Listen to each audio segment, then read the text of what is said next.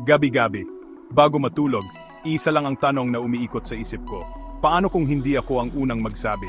Paano kung may ibang dumating at mas maging matapang kaysa sa akin? Ang mga salitang mahal kita ay parang isang malaking bato na bumabara sa lalamunan ko. Nandoon lang sila, nag-aabang, pero hindi ko mailabas. Nakatingin ako sa kisame, iniisip ka, at kasabay nito ang pag-atake ng kaba.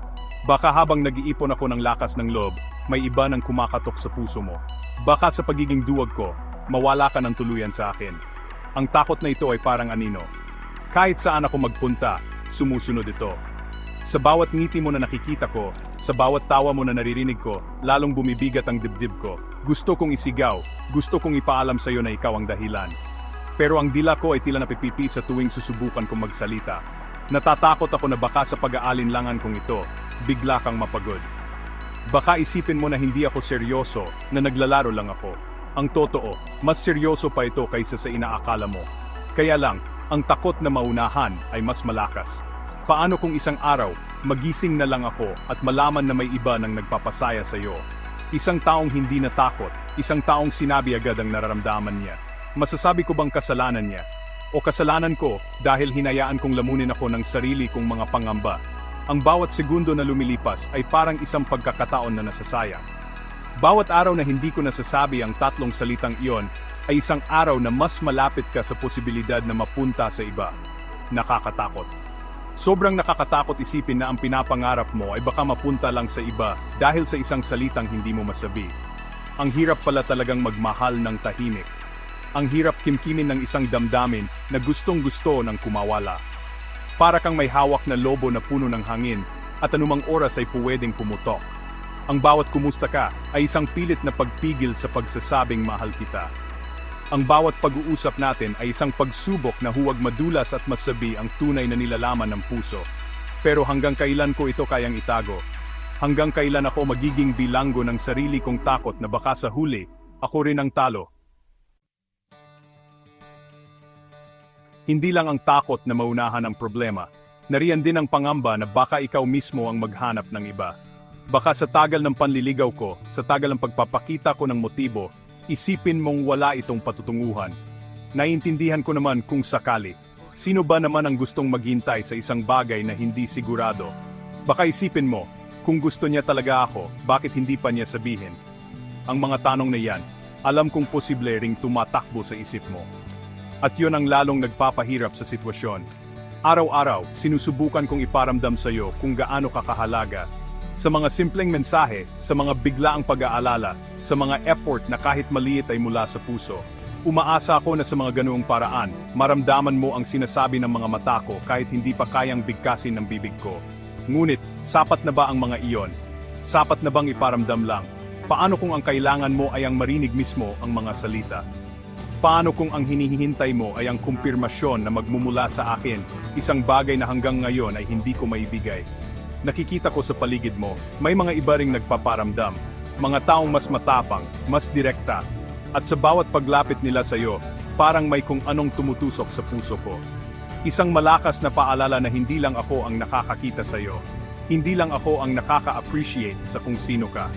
Ang kompetisyon ay totoo, at sa bawat araw na nag-atubili ako, binibigyan ko sila ng pagkakataon na mas mapalapit sa iyo.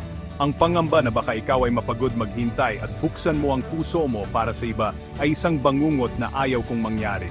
Kaya naman, napapaisip ako kung dapat ko na bang pilitin. Dapat ko na bang isantabi ang lahat ng takot at sabihin na lang. Pero paano kung hindi pa ito ang tamang oras? Paano kung sa pagmamadali ko, mas lalo ka lang lumayo? Ang hirap timbangin ng mga bagay-bagay. Ang hirap magdesisyon kapag puso na ang pinag-uusapan. Sa isang banda, gusto kitang angkinin. Sa kabilang banda, natatakot akong baka hindi ka pa handa, o baka ako ang hindi pa talaga handa.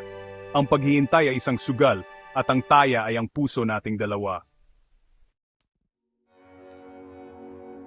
Pero habang tumatagal, unti-unti kong naiintindihan ang isang bagay. Ang pag-ibig ay hindi isang karera. Hindi ito paramihan ng nauna ako o ako ang huli. Ang pag-ibig ay hindi tungkol sa kung sino ang unang nagsabi ng mahal kita. Dahil madaling sabihin ang mga salitang iyon. Ang mahirap ay ang panindigan nito. Ang mahirap ay ang patunayan nito sa bawat araw na darating. Ang tunay na pagmamahal ay hindi nasusukat sa bilis ng pagsasalita, kundi sa lalim ng nararamdaman at sa katatagan ng intensyon na manatili. Maaring may mauna sa akin, maaring may isang taong mas malakas ang loob na bigkasin ang mga salitang iyon sa harap mo. Pero ang tanong, kaya ba niyang magmahal tulad ng pagmamahal na kaya kong ibigay? Kaya ba niyang intindihin ang mga tahimik mong sandali? Kaya ka ba niyang pasayahin sa mga panahong malungkot ka? Ang mahal kita ay simula pa lang. Ang totoong laban ay nasa mga susunod na kabanata. Ito ay nasa pagpapakita ng respeto, pag-aalaga, at pagiging tapat kahit na mahirap. Mas mahalaga kung sino ang totoo, hindi kung sino ang nauna. Mas mahalaga kung sino ang handang manatili sa tabi mo, hindi lang sa saya kundi lalo na sa hirap. Ang pag-ibig na tunay ay hindi nagmamadali. Ito ay matiyagang naghihintay sa tamang panahon. Ito ay nagtitiwala sa proseso. Kung ang isang tao ay minadali kang mapasagot para lang masabing nauna siya, yun ba ay pag-ibig o pag-aari lang? Ang pag-ibig na may respeto ay bibigyan ka ng espasyo para makapag-isip, para maramdaman mo rin ang sarili mong puso.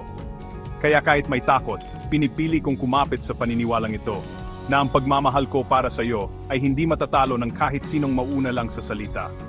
Ang pagmamahal ko ay ipinaparamdam ko sa bawat kilos, sa bawat pag-aalala, sa bawat pagrespeto sa desisyon mo. Hindi ito isang kompetisyon na kailangan kong ipanalo. Ito ay isang damdamin na gusto kong alagaan at palaguin sa tamang paraan. At kung para sa iyo rin ito, makikita mo ang halaga nito. Hindi sa kung kailan ito sinabi, kundi sa kung paano ito ipinaparamdam araw-araw. Ang pinakamahalagang aral na natututunan ko sa lahat ng ito ay ang maging tapat sa sarili.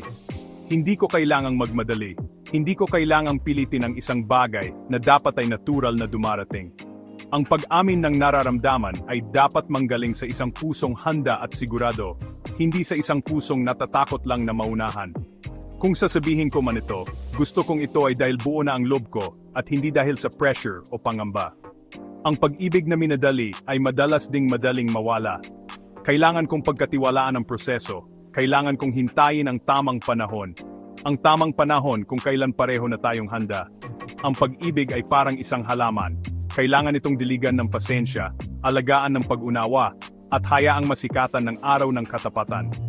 Kung pipilitin kong pitasin ang bulaklak bago pa ito mamukadkad, baka masira ko lang ito. Mas mabuting hintayin ang tamang sandali kung kailan kusa itong magbubukas at ipapakita ang tunay nitong ganda.